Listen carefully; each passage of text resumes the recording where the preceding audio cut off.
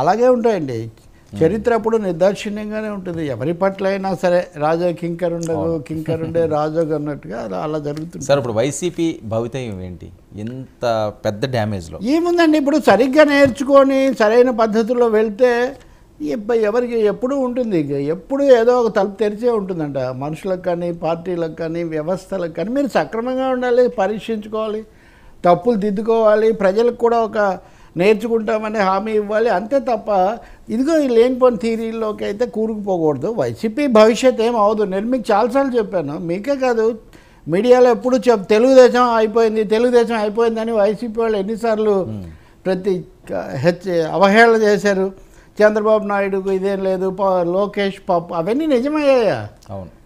ఇప్పుడు ఎవరిని వర్మనన్నా రవినన్నా ఎవరికి ఉండేది ఇది వాళ్ళకు ఉంటుంది. ఇంకోటి వీళ్ళు రాజకీయ అధినేతలుగా, ప్రభుత్వాలు చక్రాలు తిప్పిన వాళ్ళుగా, వీళ్ళ వెనక ఉండే రాజకీయ శక్తులు, ఆర్థిక శక్తులు ఉంటాయి.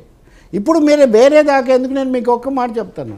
ఈ సమయంలో కూడా వైఎస్ఆర్ పార్టీకి 4 లోక్సభ స్థానాలు, 11 రాజ్యసభ స్థానాలు ఉన్నాయి. ఇవి ఇంకో 2 ఏళ్ల దాకా ఉంటాయి నాకు తెలిసి.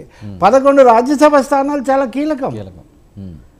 ఇప్పుడు మోదీ కూడా ఎన్డీఏ సమావేశంలో చంద్రబాబుతో ఏం మాట్లాడినా జగన్నే వదులుకోడు. 11 లోక్సభ స్థానాలు రేపు ఆయన ఏం చేయాలన్నా, ఏ బిల్లు ఆమోదం పొందాలన్నా చాలా ముఖ్యం. పైగా ఆయన బలం కూడా తగ్గింది. అవును.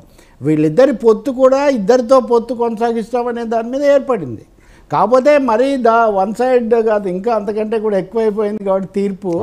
కానీ 11 రాజ్యసభ స్థానాలు, 4 లోక్సభ స్థానాలు, ఈ 11 అసెంబ్లీ స్థానాల కంటే రాజ్యసభ స్థానాలు అవి చాలా కీలక పాత్ర వహిస్తాయి. సో వైసీపీ వాళ్ళు పైగా కార్పొరేట్ కింగులు వీళ్ళందరికీ 100,000 కోట్ల ఆస్తులు, వ్యవస్థలు, అసలు ఏమీ లేకుండా వాళ్ళ నాన్న చనిపోయిన తర్వాత రంగంలోకి వచ్చి జైల్లో పెట్టినా మళ్ళీ బయటకు వచ్చి పార్టీ పెట్టి పత్రికను నడుపుకొని ఇవన్నీ చేసిన ఒక నాయకుడు 5 ఏళ్ళు ముఖ్యమంత్రిగా ఉన్నాక ఎవరైనా, అవును, నేను ఒక జగన్ గురించే చెప్పట్లేదు, ఇప్పుడు చంద్రబాబు పొరపాటు చేస్తాడని నేను అనుకోను. ఎందుకంటే నాకు బాగా తెలుసు, ఒకసారి ముఖాముఖి మాట్లాడినప్పుడు జగన్ ఇంకా పూర్తిగా పార్టీ కూడా పెట్టలా. కిరణ్ కుమార్ రెడ్డి ప్రభుత్వం ఉంటుంది లేదు, ఇదంతా నడుస్తుంది. ఆ రోజుల్లో కూడా ఆయన జగన్ను చాలా సీరియస్గా తీసుకున్నాడు కాబట్టే కిరణ్ కుమార్ రెడ్డిని కూడా అప్పుడు ఆ ప్రభుత్వం పడిపోకుండా కాపాడి. చంద్రబాబు నాయుడు విషయంలో ఒకటి గుర్తించాలండి, ఆయన రాజకీయ జీవితంలో చాలా సవాళ్ళు ఎదుర్కొన్నాడు. ఇంకొకటి ఈ లౌకిక తత్వం, ఇంకొకటి ఇలాంటివి ఏం పెట్టుకోలేదు. యూటర్న్ బాబు మీరు ఏమన్నా సరే ఏదో ఒక టర్న్ తీసుకొని అక్కడ నిలబడాలి ముఖ్యమని. మీరు కాంగ్రెస్లో ఉండి ఓడిపోయాడు, మామతో రాలేదు, తర్వాత మామయ్యతో వచ్చాడు. పార్టీలో అంతర్గత ప్రత్యర్థులు చాలామంది ఉన్నారు. ఆ మామ మీద తిరుగుబాటు చేసి ఆ పార్టీని తెచ్చుకున్నాడు. మళ్ళీ ఆ తర్వాత ఓడిపోయినా కానీ నిలబడ్డాడు. ఓడిపోయినప్పుడే రాష్ట్రంలో 2 విభజన ఉద్యమాలు విభజన ఉద్యమం వచ్చి అటువైపుకి నెట్టబడితే కూడా, ఓడిపోతే కూడా మళ్ళీ విభజననే ఆయన ఎప్పుడు అవకాశంగా మార్చుకోవడం అంటుంటాడు కదా. అంటే ఇది నేనేదో పొగడ్డానికి కాదు, ఎందుకంటే ట్రోలర్స్ రెడీగా ఉంటారు. ట్రోలర్స్ కోసం నేను చెప్తున్నా, మీరు కావాలంటే పెట్టుకోండి. నేను హిస్టరీ యాజ్ ఇట్ ఇందాక జగన్ గురించి నేను చెప్పాను, కేసులు ఇవన్నీ ఉన్న అతను ఎలా ఉన్నాడని.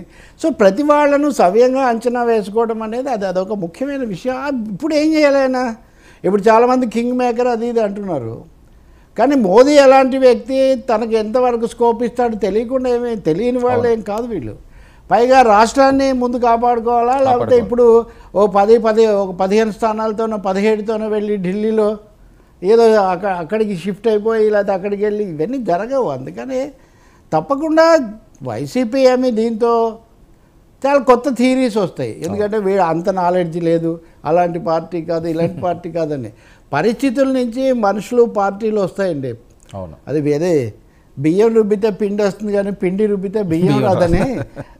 నాయకులు, పార్టీలు పరిస్థితుల నుంచి వస్తాయి కానీ వీళ్ళేం సృష్టించారు. కాబట్టి ఉంటుంది అనుకుంటున్నా పార్టీ. జగన్ ఏమాత్రం పద్ధతిగా ఉంటే కొంచెం నేర్చుకోవాలి. నిలబడతారండి ఏది క్యాడర్ ఆయనతో పాటు ఉండే పరిస్థితి ఉంటుంది ఈ టైంలో. కొంతమంది అవసరం కొద్ది నిలబడతారు, కొంతమంది నిలబెట్టుకుంటారు వ్యవస్థ కోసం, అవసరం కోసం. ఇప్పుడు చాలా రకాల ఇది తప్పకుండా చెల్లాచెదురు అవుతారు. ఈవెన్ ఎమ్మెల్యేలను కూడా అవతరాలు తీసుకునే ప్రయత్నం ఉంది. గతంలో 23 మంది పోయారు కదా 67 ఉన్నప్పుడే. కాబట్టి ఇప్పుడు 5 ఏళ్ళు ముఖ్యమంత్రిగా ఉన్న మాజీ ముఖ్యమంత్రి జగన్ వేరు, అంతకుముందు ప్రతిపక్షంలోనే బయలుదేరిన జగన్ వేరు. అవును. అలాగే చంద్రబాబు నాయుడు కూడా ఇప్పుడు ఆయన మీరు ఎవరేం విమర్శించినా జైల్లో పెట్టినా చంద్రబాబు నాయుడు ఆయనకు ఒక ఇది ఉంటుంది కదా, ఆయనకు ఒక ఆరా ఉంటుంది, ఆయనకు ఒక స్టేచర్, ఆయనకు ఒక వ్యవస్థ ఉంటుంది అన్నిటికంటే ముఖ్యంగా. కాబట్టి ఓకే, వైసీపీ ఏదో మాయమైపోతుందని నేను అనుకోవట్లేదు. ఇలాంటి కొత్త థీరీస్తో వాళ్ళు రావడానికి సన్నాహాలు చేసుకుంటున్నారు. సార్ ముఖ్యంగా అయితే విమర్శలు వినాలి, ఇప్పటికైనా జనాన్ని దగ్గర చేసుకోవాలి. అది జనానికి అండగా ఉంటామంటున్నారు కదా, ముందు పార్టీ కార్యకర్తలు పార్టీ వాళ్ళకు ఒక భరోసా ఇవ్వాలి, ఫాల్స్ భరోసా కాకుండా నిజమైన భరోసా ఇవ్వాలి. అది చాలా ముఖ్యం. ఇంకోటి ఈ థీరీ తీసేయాలి. డిఎంకే కరుణానిధి కంటే ఇదేం మనది పెద్ద పార్టీ ఏం కాదు. 2 స్థానాలు 1 స్థానానికి పడిపోయిన చరిత్ర అక్కడ ఉంది. అది సంగతి. సార్ మరొక ముఖ్య విషయం, ఈసారి జరిగిన రిజల్ట్స్లో మ్యాన్ ఆఫ్ ది మ్యాచ్ అనుకోండి లేకపోతే మ్యాన్ ఆఫ్ ది సిరీస్ కానీ ఏదైనా పవన్ కళ్యాణ్. చిరంజీవి గారు 2 పెట్టారు కదా తన మెసేజ్లో. అవును, గేమ్ చేంజర్ అని మాత్రమే కాకుండా మ్యాన్ ఆఫ్ ది మ్యాచ్ అంటున్నందుకు నా తమ్ముడిని చూస్తే చాలా గర్వంగా ఉంది సార్. గొప్ప విజయం కదా సార్ ఇది అసలు, ఎందుకంటే అసలు అతనే గెలలేదు. థర్డ్ పాయింట్ ఇప్పుడు మనం డిస్కస్ చేసే third point person Pawan Kalyan.